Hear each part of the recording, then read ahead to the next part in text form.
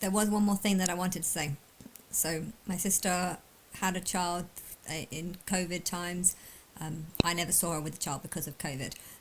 But yeah, she lost a kid during the 3 months just after lockdown. So when the lockdown was over and I tried to see her with the child, it was too late and I never got to see her with the child. So I never realised that she wasn't that bad. But she lost custody. He got restraining orders on her. He refused to let her have the child.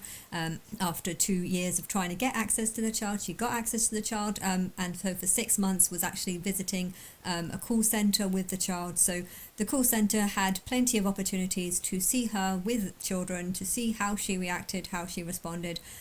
She got pregnant a second time, and they were warning us that she probably will lose the child. I was happy to step in, but they pushed me away. And then she spent like a big, long difficulty trying to get custody or trying to get access, and she did.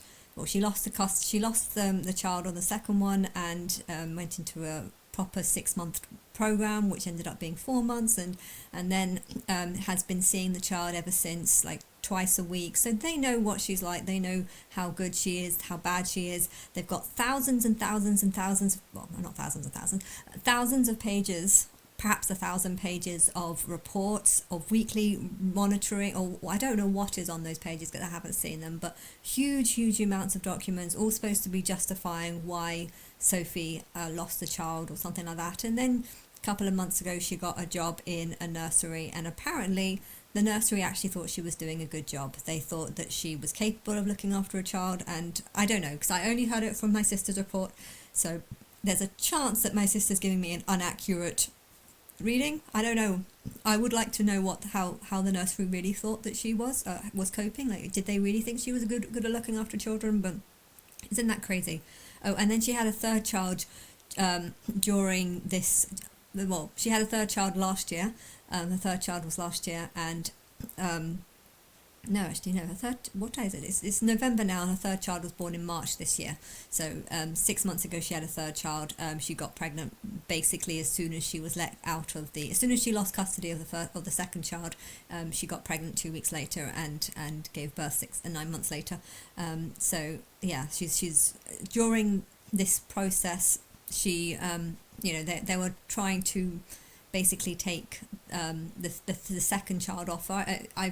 I feel really bad over this one because the father is very good. He's got 3 kids and he's perfectly capable of looking after a child. He cares a lot about the child, so knows Sophie's faults. He has seen her with the child, knows that Sophie can't actually do it. I think he too was thinking the same way I was, which is that of course Sophie can do it. She doesn't seem mentally ill, she doesn't seem incapable, she doesn't seem incompetent. It's only when you actually see her with a child do you start like gritting your teeth and wanting to put your hand underneath her to in case she catches, in case she drops the baby.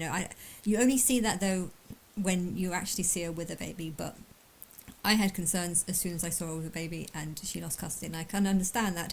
And then there was another 9-month process of social services doing weekly reports, all that. I don't know how many forms that this new child has, but I know that the social workers involved have been. My mum has said that he was very, very disappointed how he wasn't able to gain custody of this third child of Sophie's, and I think that's just really, really sick considering how good the father is. The father is a very good dad and has lots of experience with it. I think he has been a very active father in the lives of the 3 children that he has, so it's not like it's just the mother's doing all the work. I mean, in my view, it sounds more like the mother's actually the other mother is more incompetent, not incompetent, but more not I think he has been a very active member, let's just say that. And so it's not like a dad that's run away. No, it's a dad that was very much there, involved and helping out with everything. And therefore, this guy shouldn't have the amount of testing, he shouldn't have the amount of questioning. But I feel like social services are desperate to get as many kids into foster care as possible. Why? Because especially babies as well, you can make a ton of money out of babies.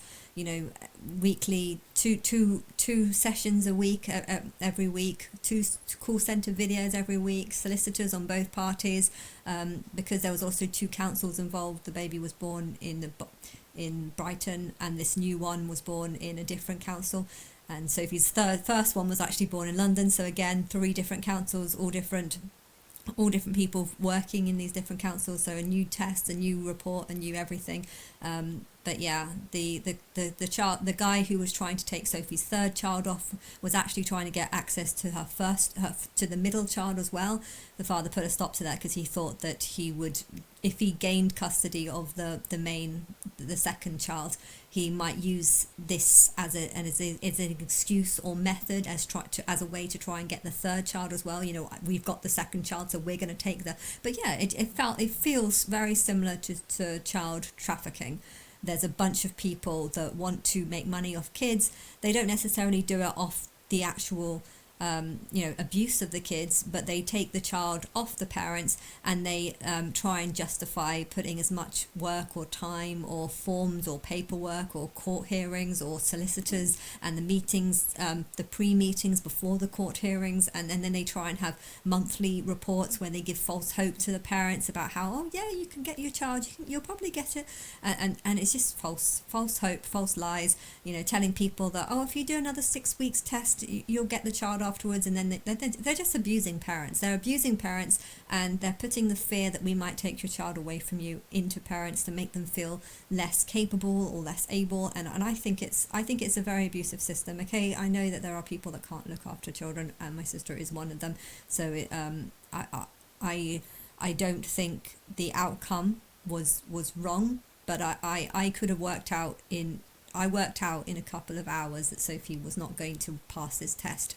So why did they do the test is the question. It's because they wanted to make money out of the situation. And then to find that after 2 years of this, Sophie, so she didn't get, the third child did not get taken away, but the father is definitely, he's basically doing all the night feeds and actually changing the nappy. And Sophie does help. Sophie's a perfect little helper, but that's the role. And okay, she's got a job in the nursery. She didn't get fired.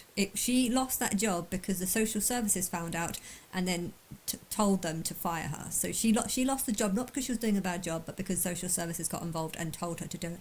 But if the only reason why social services got involved and told that the nursery to fire her was because they have got thousands and thousands of paperwork to try and justify them taking the child off her, but in reality, what, she got a job in a nursery and she didn't get fired? Did they, I would love to see what the real report and real review of that nursery is. I know Sophie can't look after a baby.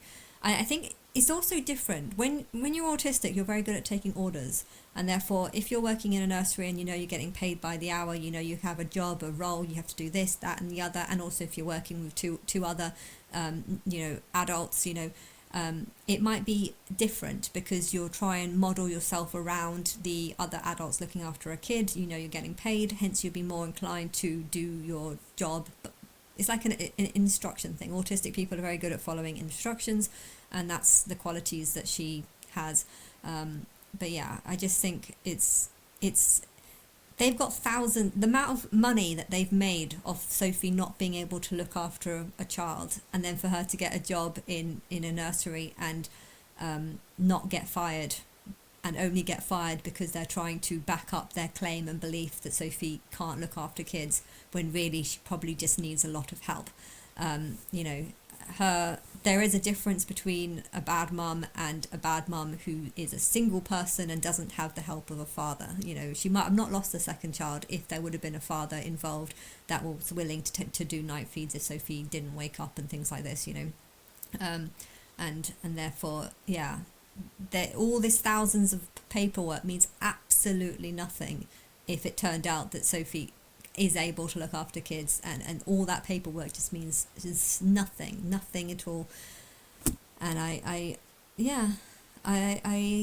don't know. I think there's a chance that they might get the second child out of foster care. I don't know what the plan is. I don't know. They keep saying that yes, the child might come out, but then again, they've been saying this for a long time. And I know social services, if social services are just trying to make money out of kids, then they're going to try and give as much false hope to the parents as possible. Why? Because every time they give a false hope, they get an opportunity to set up false court hearings and set up more meetings and set up more discussions about this false hope. And I think it's just a money-making scam to make money off of false hope. And, that the the belief that these meetings need to happen because there is a chance you're going to get the child back when really the chance might not actually be there. So I don't know I'm trying not to get involved. I'm not getting involved. And I'm just seeing how things are playing out. But yes.